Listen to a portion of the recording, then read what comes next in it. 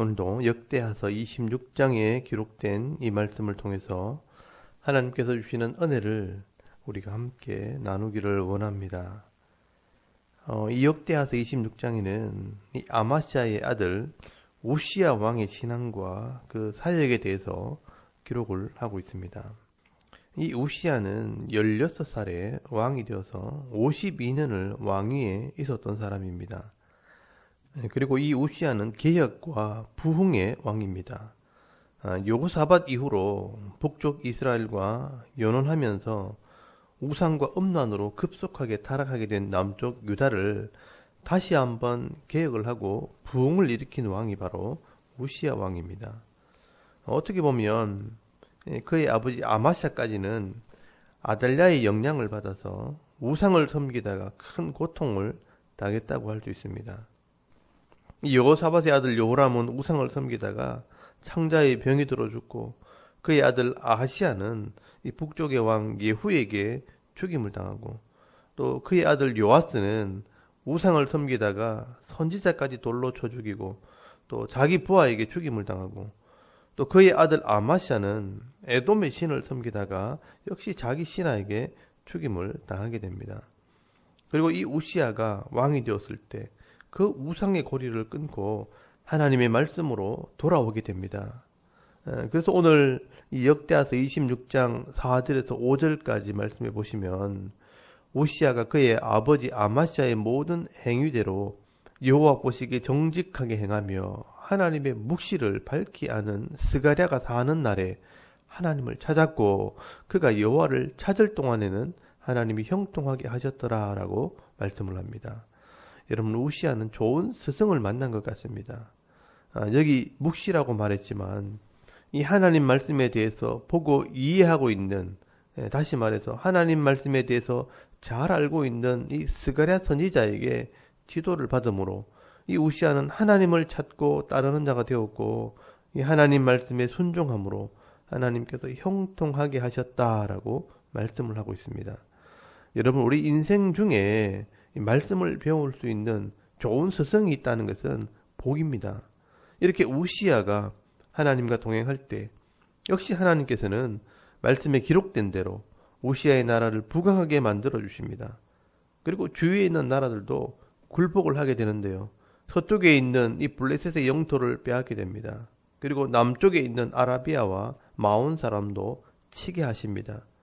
또 동쪽에 있는 암몬 사람에게는 조공을 바치게 하므로 우시야의 소문이 멀리 남쪽에 있는 큰 나라 애굽까지 퍼지게 되었습니다.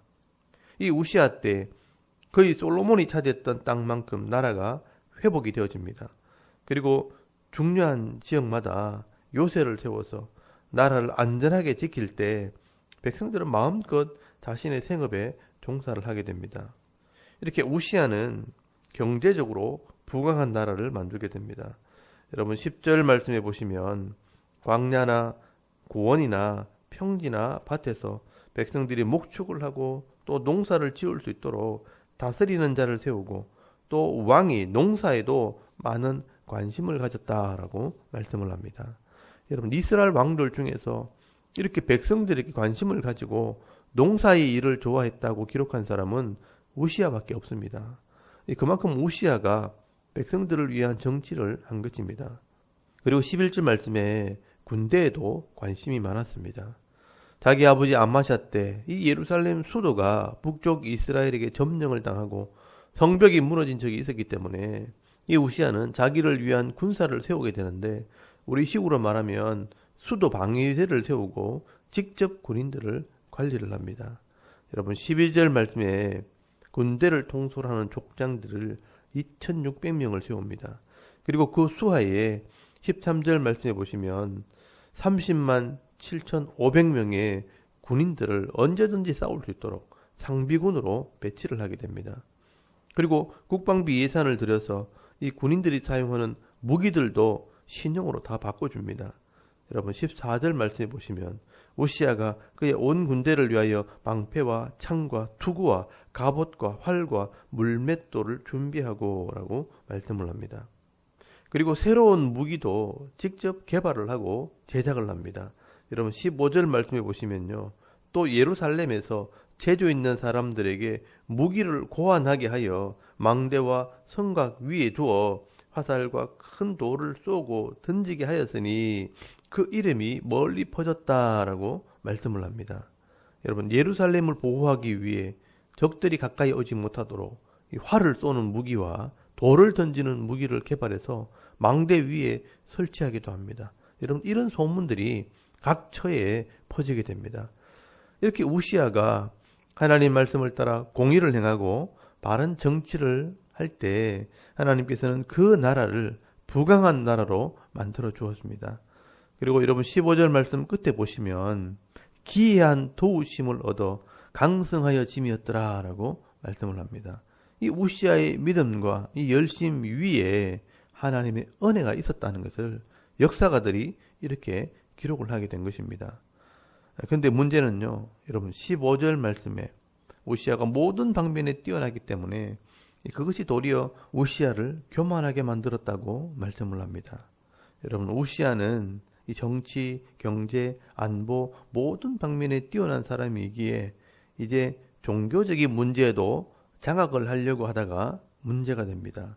여러분 16절 말씀해 보시면 그가 강성하였으며 그의 마음이 교만하여 악을 행하여 그의 하나님 여호와께 범죄하되 곧 여호와의 성전에 들어가서 향단에 분향하려 한지라라고 말씀을 합니다. 여러분, 이 우시아 왕이 말년에 제사장들의 일을 탐을내게 됩니다.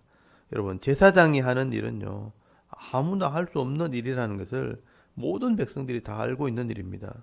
그런데 이 우시아는요, 왕이기 때문에 욕심을 낸 것입니다.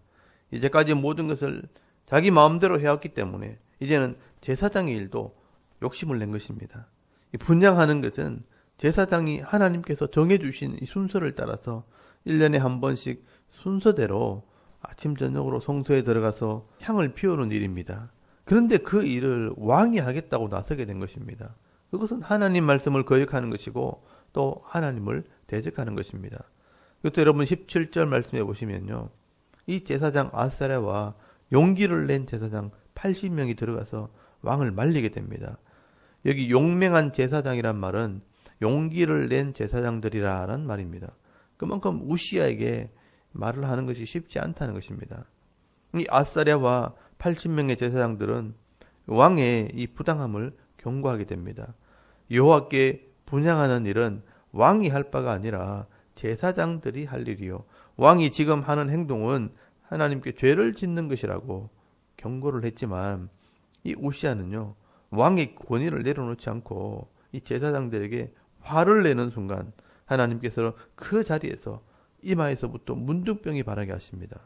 여러분, 우시아는요, 이 제사장의 경고를 하나님 말씀으로 듣지 않고 감정으로 듣게 됩니다. 내가 하나님 앞에 무엇을 잘못했는가 생각하기보다는 감히 제사장들이 왕의 명령을 거역하고 내게 반항을 해. 이 우시아는 오랫동안 왕으로 있었기 때문에 자기를 대적하는 것으로 받아들인 것입니다. 자기가 하나님 명령을 거역한 것은 생각하지 않고 제사장들이 왕의 명령을 거역한 것이라고 생각한 것입니다. 우시아는 생각이 좁아진 것입니다. 결국 우시아의 이런 모습은 인간이 얼마나 연약한 존재인가 하는 것을 드러내는 것입니다. 여러분, 왕의 권력을 가지고 52년을 다스렸습니다. 반평생을 왕으로 있을 때 사람이 점점 교만해지는 것입니다. 여러분, 이 왕의 교만함이 하나님의 말씀을 불순종하게 만들었습니다.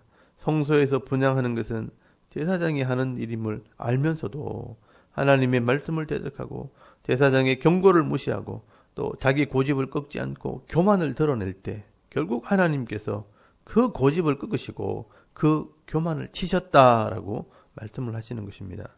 여러분, 우시아가 평범한 사람이고 고난 중에 있는 왕이었다면 절대로 그렇게 하지 않았을 것입니다. 잘 나가는 왕이고 아무도 말릴 사람이 없는 능력 있는 왕이었기 때문에 교만의 올무에 걸린 것입니다. 그러므로 우리가 이 우시아 왕의 모습을 보면서 큰 교훈을 깨닫게 됩니다. 여러분, 사람은 어렵고 힘들 때 죄를 짓기보다는 잘 되고 성공할 때 더 죄를 짓기 쉽다는 것입니다. 그래서 바울은 이 고린도전서 10장 12절 말씀에 선줄로 생각하는 자는 넘어질까 조심하라 라고 말씀을 합니다. 그리고 여러분 잠언서 16장 18절 말씀에도 교만은 패망의 선봉이요 거만한 마음은 넘어짐의 앞잡이니라 라고 말씀을 합니다. 결국 여러분 하나님께서 이 우시아를 나병으로 치실 때 우시아는 모든 것을 내려놓고 별궁으로 쫓겨나서 죽을 때까지 부끄러움을 당하게 됩니다. 저는 이 우시아의 모습을 보면서 그런 생각을 해보았습니다. 하나님께서 우시아처럼 대단한 능력을 가지고 한 시대 크게 사용한 사람도 한순간 이렇게 교만한 것 때문에 문둥병으로 치시는 분이라면 오늘 우리가 자만하고 교만할 때 얼마나 안타까워하시고 마음 아파질까 하는 생각을 해보았습니다. 여러분 오늘도 우리가 편안해지고 뭔가 큰 일을 한 것처럼 자랑할 일이 있어도 절대로 교만하지 마시고 나같이 부족한 자를 살려주시고 은혜 베푸시고 사명 주신 분이 하나님이라는 것을 기억하시고요.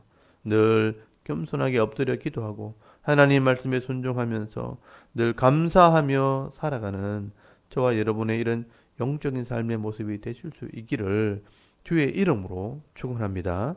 아멘. 우리 잠깐 기도드리겠습니다. 오늘도 내게 주신 은혜를 생각하며 자신의 부족함을 회개함으로 하나님의 은혜 안에 살게 하옵소서. 또 나라와 민족을 위해 섬기는 교회와 가족들을 위해서 또 개인의 기도 제목을 따라 기도하고 오늘 하루 삶을 또 시작할 수 있기를 바랍니다. 다 같이 우리 하나님께 한번 기도드리겠습니다. 살아계신 하나님 은혜를 감사합니다.